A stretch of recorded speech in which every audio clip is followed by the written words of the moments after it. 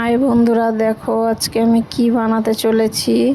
প্রথমে নিয়ে নিয়েছি গাজর কুচি, রসুন বাটা, আদা বাটা, ক্যাপসিকাম কুচি, পেঁয়াজ কুচি। কড়াইতে তেল দিয়ে নিয়েছি, এবারে পেঁয়াজ কুচি যা দিয়ে দিয়েছি, রসুন আর আদা বাটাটাও দিয়ে দিচ্ছি, ক্যাপসিকাম কুচিটাও দিয়ে দিলাম, গাজর কুচিটাও দিয়ে দিচ্ছি, চিকেনের কুচি করে রেখেছিলাম সেটাও দিয়ে দিচ্ছি, জিরের গুঁড়ো, ধনের গুঁড়ো, লঙ্কা গুঁড়ো, লঙ্কার গুঁড়ো, নুনটা নিজের স্বাদ মতন দিয়ে নেবে। এখানে দিয়ে দিলাম মিট মশলা গুঁড়ো, গরম মশলা গুঁড়ো,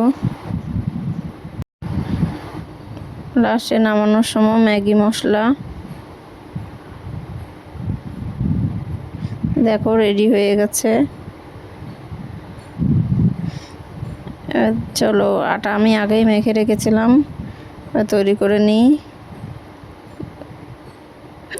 দেখো এটা কি, মোমো বানাবো আমি আজকে।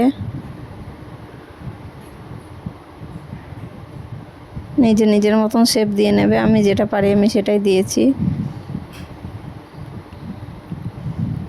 হয়ে গেছে, এবার স্টিমে দিয়ে নিই। সত্যি নিজে বানিয়েছি বলে বলছি না, সত্যি মোমোটা খুব সুন্দর হয়েছিল খেতে। চলো চাটনিটা বানিয়ে নিই। নিয়েছি ধনেপাতা, লেবু, লঙ্কা, রসুন। আমার স্টিমে দেওয়া মোমোটাও তৈরি। চলো এবার দেখি কেমন হয়েছে।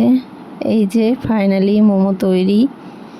আমার মেয়ে খেয়ে তো বলছে অসাধারণ হয়েছে মা, তাই আমি আর লোভ সামলাতে পারি নাই, খেয়ে নিলাম। তো ভিডিওটা এই পর্যন্তই। ভালো লাগলে like, comment, share next video দেখার জন্য।